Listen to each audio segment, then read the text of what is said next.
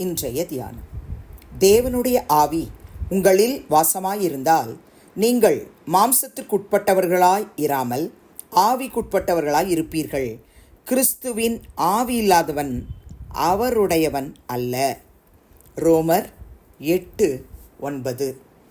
ஆண்டவரும் இரட்சகருமாகிய இயேசு கிறிஸ்துவின் நாமத்தினாலே இந்த காலை வேளையிலே இன்றைய தியான நிகழ்ச்சியின் வாயிலாக உங்கள் ஒவ்வொருவரையும் சந்திப்பதில் நான் கிறிஸ்துவுக்குள் மிக்க மகிழ்ச்சி அடைகிறேன். பிரியமான சகோதர சகோதரிகளே, அப்போஸ்தலனாகிய பவுல் ரோமாபுரியில் உள்ள மக்களுக்கு எழுதுகிறதான இந்த நிருபத்தில் முக்கியமான சில ஆலோசனைகளை எழுதி வைத்திருக்கிறார். அது நம்ம எல்லாருக்கும் ஆவிக்குரிய வாழ்க்கைக்கு மிகவும் பிரயோஜனம் உள்ளதாக இருக்கும். அவங்களுக்கு மாத்திரம் இல்லை, இன்னைக்கு எனக்கும் உங்களுக்கு சொல்கிறார், தேவனுடைய ஆவி உங்களில் வாசமாயிருக்கா? வாசமாயிருந்தால் நீங்கள் மாம்சத்துக்கு உட்பட்டவர்கள் அல்ல. நீங்கள் மாம்சத்துக்கு உட்பட்டவர்களாய் இருக்க மாட்டீங்க, ஆவிக்கு உட்பட்டவர்களாய் இருப்பீர்கள். சிம்பிளாக சொல்கிறாரு. நீங்கள் தேவனுடைய ஆவியை பெற்றிருக்கிறீங்களா? கர்த்தருடைய பிள்ளைகளை, பரிசுத்த ஆவியானவர் உங்களுக்குள்ளும் எனக்குள்ளும் இருப்பார் என்று சொன்னால் நம்ம மாம்சத்துக்கு உட்பட்டவர்கள் அல்ல. மாம்ச கிரியைகள் நம்மக்கிட்ட இருக்காது. நீங்கள் இதே ரோமர் 8:2 வாசிச்சு பாருங்க. கிறிஸ்து இயேசுவினாலே ஜீவனுடைய ஆவியின் பிரமாணம் என்னை பாவம் மரணம் என்பவைகளின் பிரமாணத்தினின்று விடுதலையாக்கிற்றே.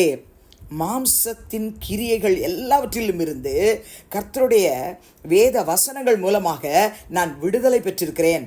பழைய மனுஷன் களைந்து போடப்பட்டிருக்கிறான், புது சிருஷ்டியாய் நான் மாற்றப்பட்டிருக்கிறேன் என்று சொல்லுகிற ஒவ்வொரு கர்த்தருடைய பிள்ளைகளுக்குள்ளும் உண்மையாகவே பாவம் மரணம் போன்ற எல்லா காரியங்களிலிருந்து ஒரு விடுதலையை கர்த்தருடைய ஆவியானவர் கொடுத்திருப்பார். அப்ப நமக்குள்ள கர்த்தருடைய ஆவி இருக்கணும். ஒவ்வொரு நாளும் கிறிஸ்துவின் ஆவி நமக்குள் வாசமாய் இருக்கணும். ஒவ்வொரு நாளும் காலையில் எழும்பினதிலிருந்து ராத்திரி படுக்கைக்கு போகிற வரைக்கும் நம்ம உட்கார்கிற இடம், நம்ம வேலை செய்கிற இடம், நம்ம போகிற இடம், வர்ற இடம், நம்ம பழகிற மக்கள் மத்தியில், நம்ம எந்த இடத்துல இருந்தாலும் சரி, சர்ச்சில் இருந்தாலும் சரி, ஊழியம் செய்தாலும் சரி, வேலை ஸ்தலத்தில் இருந்தாலும் சரி, எல்லா இடங்களிலும் தேவனுடைய ஆவி நமக்குள் வாசமாய் இருக்க வேண்டும் என்று கர்த்தர் அப்போஸ்தலனாகிய பவுல் மூலமாய் நமக்கு அறிவுறுத்துகிறார். நமக்குள்ள கர்த்தருடைய ஆவியானவர் 24 hours இருக்கணும். பிரியமானவர்களே, அப்படி இருந்தால் நம்ம மாம்சத்துக்கு உட்பட்டவர்கள் அல்ல. நம்ம யார்? நம்ம ஆவிக்குட்பட்டவர்கள். கிறிஸ்துவின் ஆவி இல்லாதவன் அவருடையவன் அல்ல. தெளிவாக எழுதுறார். கிறிஸ்துவின் ஆவி, தேவனுடைய ஆவி ரெண்டும் நமக்குள்ளே இருக்கணும். இருந்தால் நம்ம அவருடையவர்கள், அவருக்கு சொந்தமானவர்கள்.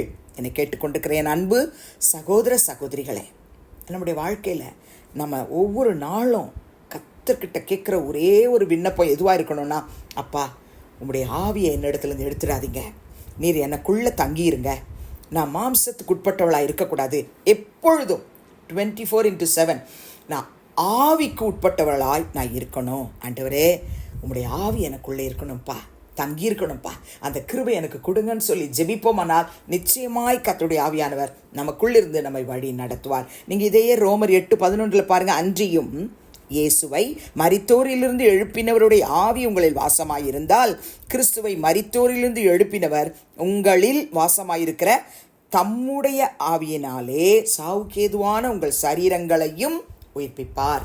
நம்முடைய ஆவி ஆத்துமா சரீரத்தை அவர் கரத்தில் ஒப்பு கொடுத்துட்டு, பரிசுத்த ஆவியானவரே நீங்கள் எனக்குள்ளே இருங்க, நீங்கள் எனக்குள்ளே இருங்க, நீங்கள் என்னை நடத்துங்க அப்படின்னு நம்ம ஒப்பு கொடுப்போம் என்று சொன்னால் அந்த ஆவியானவர் சாவுக்கேதுவான நம்முடைய சரீரங்களை உயிர்ப்பிப்பார். உச்சத்தலைந்து உள்ளங்கால் வரை இருக்கிற உறுப்புகளில் காணப்படுகிற பலவீனங்களை அவர் முற்றிலுமாய் மாற்றி போட்டுவிட்டு தம்முடைய வல்லமையினால் நம்மை உயிர்ப்பிப்பார். அதைத்தான் நம்ம எசேக்கியேல் புத்தகத்தில் வாசிக்கிறோம்.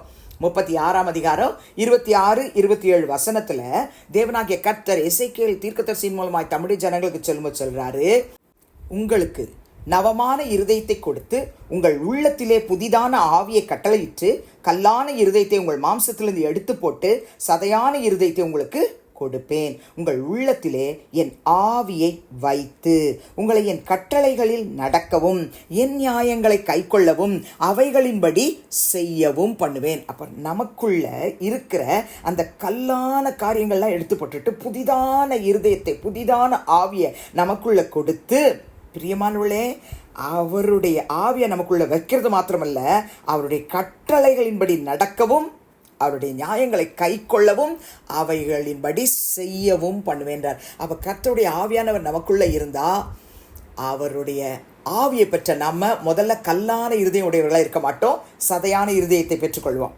அவருடைய கட்டளை நமக்குள்ளே இருக்குது, அதன்படி நடப்போம். அவருடைய நியாயங்களை நம்ம கை கொள்வோம், அவைகளின்படி செய்ய கர்த்தருடைய ஆவியானவர் நம்மை வழிநடத்துவார். நாம் யார்? நம்ம கிறிஸ்துவின் ஆவியை உடையவர்கள், மாம்சத்துக்குட்பட்டவர்கள் அல்ல, நம்ம தேவனுக்கு உட்பட்டவர்கள், கிறிஸ்துவுக்கு உட்பட்டவர்கள். ஆண்டவரே, என்னை உம்முடைய ஆவினால் நிரப்புன்னு ஜெபிக்கலாமா? அன்பின் பிதாவே, இயேசு கிறிஸ்துவின் நாமத்தில் இந்த காலையில் நம்முடைய சமூகத்துக்கு நாங்கள் வருகிறோம். ஒவ்வொரு கர்த்தருடைய பிள்ளைகளுடைய வாழ்க்கையிலும் ரோமர் 8:9 படி தேவனுடைய ஆவி எங்களில் வாசமாய் இருக்கத்தக்கதாக எங்களுக்கு உதவி செய்ய வேண்டுமாய் ஜெபிக்கிறோம். மாம்சத்துக்கு உரிய கிரியைகள் எல்லாம் அழிக்கப்படட்டும். நாங்கள் எல்லாரும் ஆவிக்குட்பட்டவர்களாய் வாழ உதவி செய்யும். கிறிஸ்துவின் ஆவி எங்களுக்குள் தங்கியிருப்பீராக. பாவத்திற்கு, மரணத்திற்கு தகப்பனே எங்களை விடுதலையாக்குவீராக. ஏசப்பா, எங்களுக்குள் காணப்படுகிற எல்லா வியாதி பலவீனங்கள் எல்லாவற்றையும் உம்முடைய ஆவியினாலே நீர் தாமே எடுத்து போட்டுவிட்டு உயிர்ப்பித்து எங்களை ஆசீர்வதிக்க வேண்டுமாய் ஜெபிக்கிறோம். துதிகன மகிமையை உமக்கு செலுத்துகிறோம். இயேசுவின் நாமத்தில் வேண்டிக் கொள்கிறோம் பிதாவே, ஆமென். கிறிஸ்துவுக்குள் பிரியமானவர்களே, இந்த நாளிலே கர்த்தர் தாமே உங்களோடு கூட இருப்பாராக, உங்களை ஆசீர்வதிப்பாராக, உங்களை நடத்துவாராக. ஆமென்.